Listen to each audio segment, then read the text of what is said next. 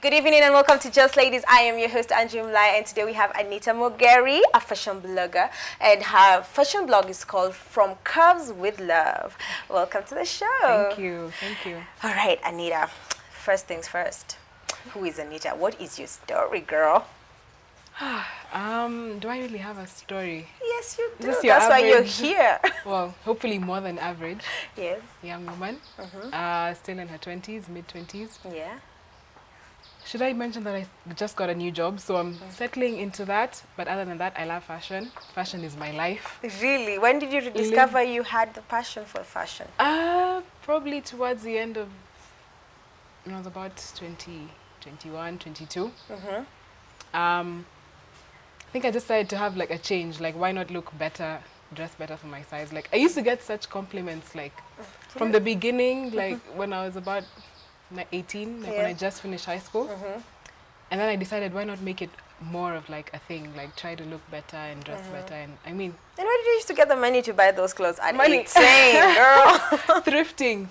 You know, you save when you get money from your parents, and they're like, oh, do this, and you're like, I'll save. Let me save, and then go thrifting. So I used to find like really good buys when you. I mean, sometimes when you thrift, it's more of one-of-a-kind things you find, so whatever you find, you're like, yes, and then they're cheap, so it's a win-win. That little allowance you get is what I used to use to buy clothes, at least in the beginning. Yeah. So when did you decide to get to the fashion business? I don't know if I decided. It was more of like a transition into getting in, because when I finished my undergraduate degree, I was basically looking for work, and then soon after, like, I decided to go for my master's degree. So in between, like, I had a few months in between. So I started reading lots of blogs. This was actually from a friend who recommended. She's like, Anita, I think, you know, since you like dressing well and all that, why don't you check out blogs? Like, honestly, I didn't know about blogs. Like, I knew there were blogs, but I'm like, whatever, blogs. Yeah. Until now I started reading. Like, my friend, I had this girlfriend who used to recommend like blogs and like, take a look at this one, take a look at this one. And then I started finding out, like, oh my God, you know, it's like, you know how you check a YouTube video and then you move on to, like, you check one video, then it recommends another one and another one. So that's how I started, like, reading lots and lots of blogs. And I'm like, this is actually, looks fun, you know. So what was, first of all, your favorite blog? When you started getting into blogging, that is. What did I start with? I can't remember. I found this, I can't actually remember the name. But there was one that I found, I think Carla's Closet. She's, I think, from the States. I found Gabby Fresh. She's called Gabby Greg. She's plus size, so she's one of like the biggest plus size bloggers out there. And who else? There's lots of people who I actually don't follow them now. I found other people to follow as you continued getting as I continued, And you said you had done your undergrad and your master's. What did you study, and why did you study what you studied? I did a bachelor's in commerce. Why? Well, I mean, I don't think everyone like does exactly what they want to do. There's a point I wanted to do like tourism because I love to travel, and then my mom is like, Anita, tourism does not, you know, there's off-peak and there's peak season, so sometimes we'll be out of a job. And then I was like, okay, fine. So I thought, I mean, I do like advertising, I like PR, but my mom, you know, all the time your parents have this influence and they make you do things they want. What I know. So they make you cut corners, and then so eventually I just did marketing, and then I did the same thing for my master's degree because honestly, I'm not really into numbers. So I prefer marketing, and then obviously I think that love for marketing has grown since then. So where did you do your master's? In London. Oh. Yeah. And how long were you there? About 1.5 years. Really? Yep. How was the culture shock when you went there for that 1.5 years?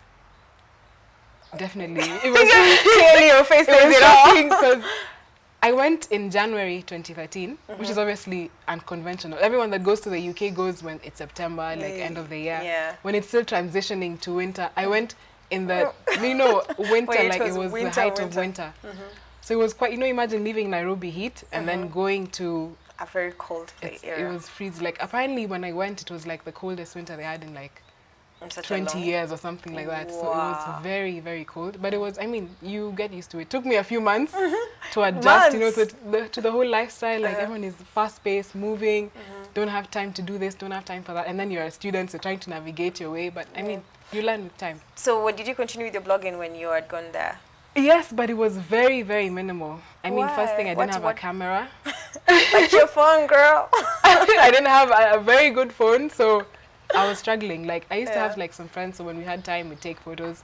Like, we've come from far, like I'm not there yet, but I used to use my friend's phone to take photos, and not all the time. So it was only when I used to see her, because she used to live on the outskirts of London, and she used to work, so.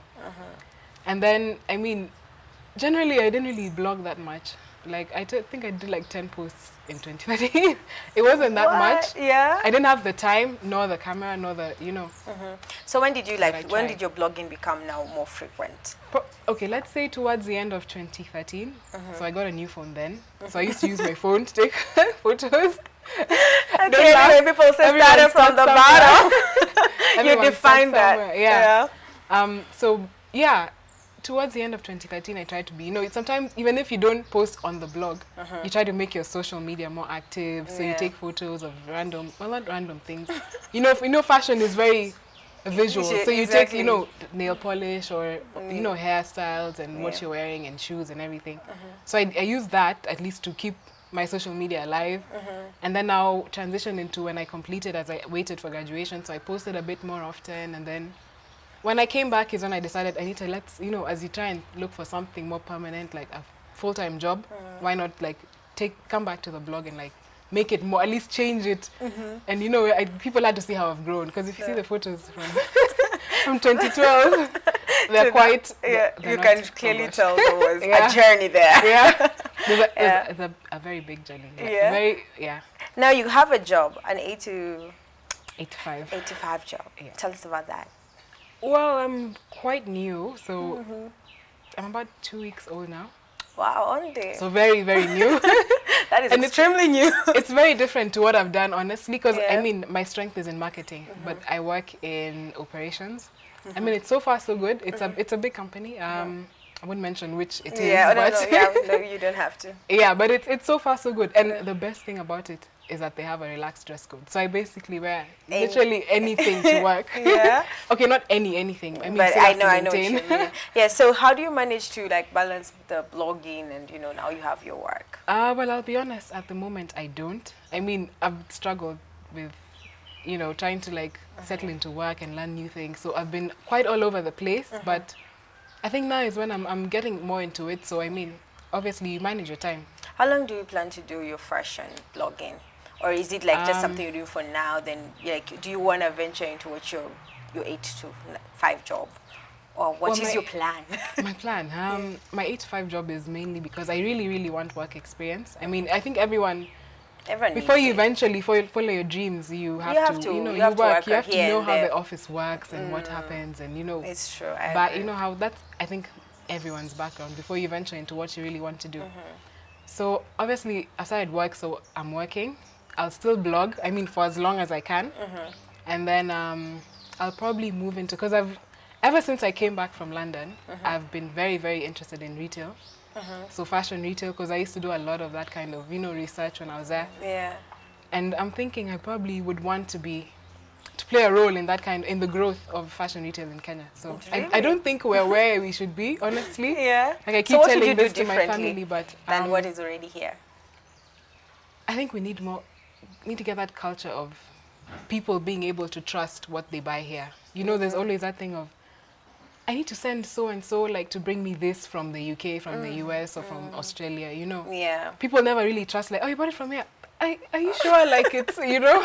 Is that legit? They never really think that it's something that, you know. Yeah. But how are you going to change that culture? Like, what are you going to do, like, different completely? I think, I don't know. First of all, I don't know.